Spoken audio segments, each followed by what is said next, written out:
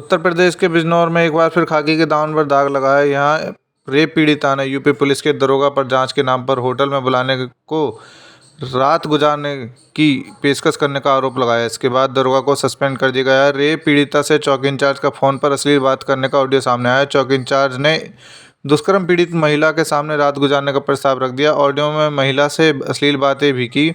पीड़िता ने ऑडियो व प्रार्थना पत्र देते हुए एसपी से शिकायत की। बातचीत का ऑडियो भी सौंपा। एसपी ने ऑडियो की जांच कराई। उसमें दोषी पाए जाने पर चौकी इंचार्ज को निलंबित कर दिया है।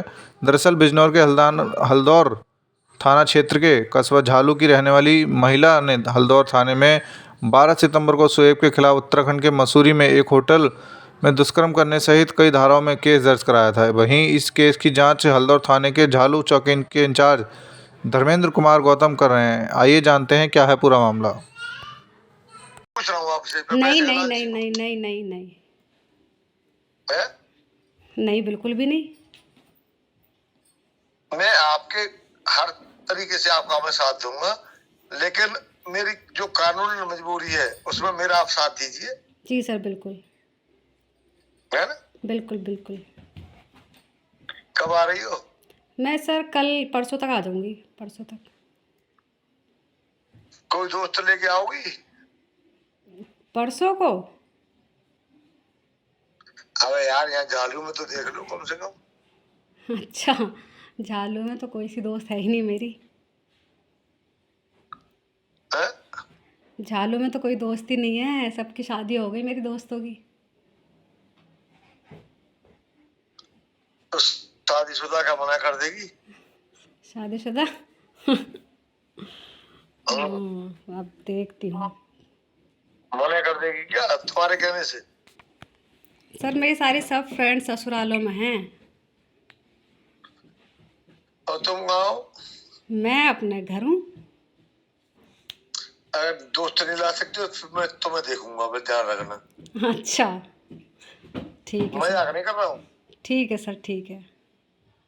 नहीं, तुम नहीं ला सकती तो फिर मैं तुम्हें देखूंगा। अच्छा, मुन्ने सुन लो मेरी बात। हाँ हाँ। फोन पे कह रहा हूँ, चाहे मैं रिकॉर्डिंग कर लो, फांसी लटका देना मुझे तुम। क्या चाहिए सर? चाहे फांसी पे लटका देना मुझे। अच्छा। दोगी? हाँ सर, मैं आ रही हूँ, परसों आ रही हूँ। परसों समय दोगी फिर? हाँ सर, आ रही हूँ मैं परसों, बिल्कुल। मैं क्या कह रहा हूँ नेता, सुनो मेरी जी बात। जी जी। इससे बड़ी बात नहीं है, मोबाइल से बात कर रहा हूँ आपसे। जी सर, बिल्कुल। इससे बड़ी बात तो नहीं है कोई? नहीं सर, बिल्कुल नहीं है। क्या मेरा ख्याल नहीं रखोगी? जब मैं तुम्हारे साथ हूँ मेरा ख्याल नहीं रखोगी तुम? बिल्कुल सर, बिल्कुल। है? बिल्कुल बिल्कुल सर, क्यों नहीं। लेकिन माँ बरेली चित्तर राजपूत से बात मत करना कोई हमारे बारे में, आप अपने हमारे बारे में। अच्छा ठीक है सर, मैं उनको बोल दूंगी, सर को बोल दूंगी। क्योंकि मैं देखो ईमानदार से बता दूं, मैं ईमानदार से बता रहा हूँ। जी सर। मैं बहुत मादरचोद आदमी हूँ, मैं बिगड़ जाऊंगा 100%। मैं बात ना मानता फिर किसी की भी। ठीक है सर, मैं उनको ऐसे पत्रकार जितने कितने आए और कितने गए। जी सर, जी जी। अफसर हूँ मैं अफसर हूँ। जी सर, जी। गलत तो नहीं कह रहा? बिल्कुल सर, बिल्कुल सही बात है। अब मैं गलत काम कोई करता नहीं तो क्यों दबाऊंगा किसी से यार? हाँ सही बात है। है? बिल्कुल सर, क्यों और क्यों जो दबना। तेरा जो रसूख है तेरे काम करा दिया, ठीक है, विवेचना हम कर रहे। सही बात बाकी है। अगर हमें दबाव में ले तो हमें नहीं ले पाएगा। हाँ सर, दबाव में तो कोई किसी को नहीं ले पाता, सही बात है। भाई मुझे बुरा लगा है भाई, देना ईमानदारी से मैं अपने दिल पर ले गया वो चीज को। आपका नाम? निदा।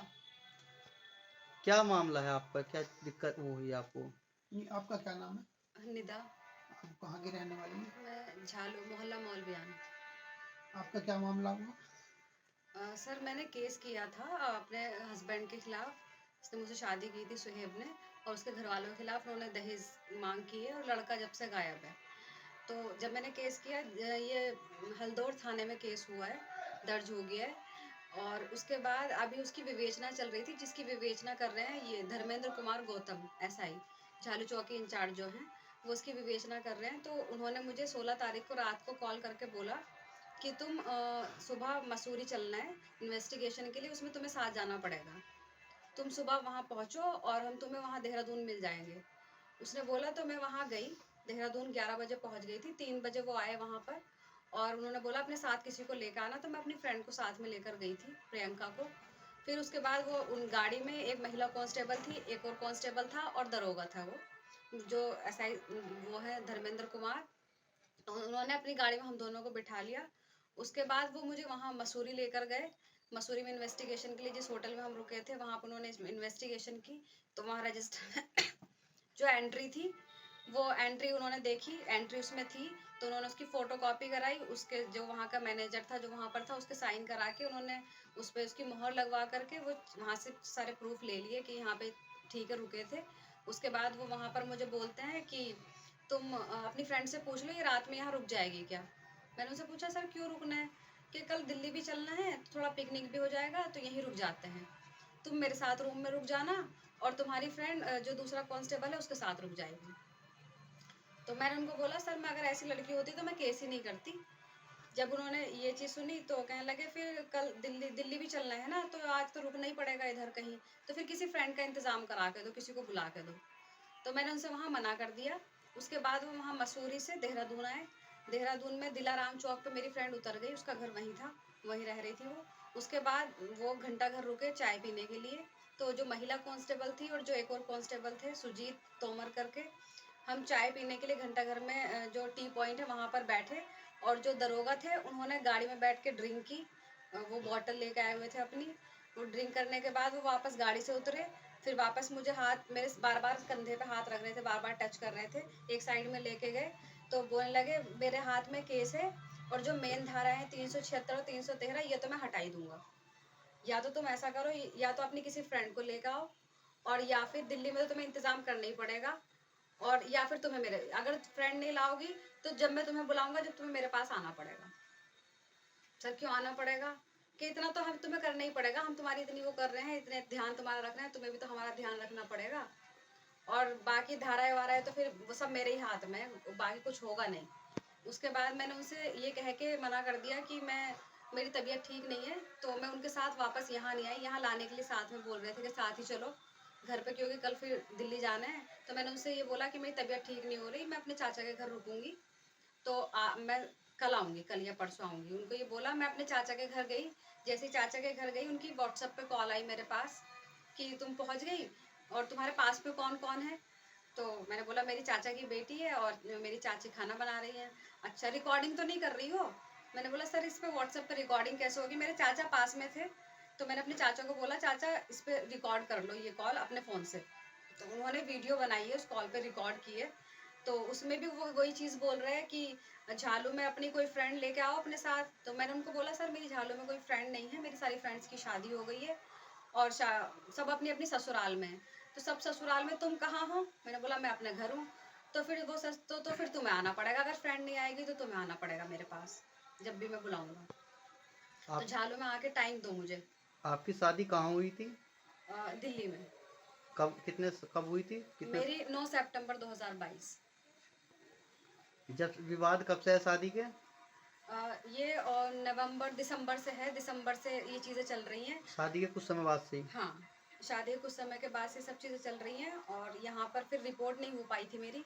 वो उसका जो मामा है वो मुझे बार बार जान से मारने की धमकी देता है। अभी 15 सितंबर को जिस दिन मेरे 161 के बयान थे उस दिन भी उसका मामा यहाँ आके, जो यहाँ के चेयरमैन है उनके पास आके उसको दरोगा को कॉल की थी। जब मेरे 161 के बयान थे मेरे सामने ही कॉल आई थी कि वो आए हुए हैं। फिर दरोगा उनसे मिला है, उनसे जो भी है। उसके बाद उसके मामा मुझे यहाँ झालू में मिले थे और फिर वही बोल रहे थे कि दरोगा को तो हमने देख लिया है, केस वेस तो बनेगा नहीं और बाकी वापस लेना, नहीं तो जान से मार देंगे। आपने हल्दौर थाने में मुकदमा कब लिखवाया था? हल्दौर थाने में मैंने शुरू में तो मार्च में लिखवाया था, लेकिन मार्च में मेरा कोई यहाँ पे कोई कार्रवाई नहीं हुई थी। तो अभी मैं फिर एडीजी के पास गई थी बरेली जोन में। तो उन्होंने मुकदमे के लिए किया था। तो ये अभी सितंबर में ही मुकदमा हुआ है, अक्टूबर लास्ट सितंबर फर्स्ट वीक में मुकदमा दर्ज हुआ है।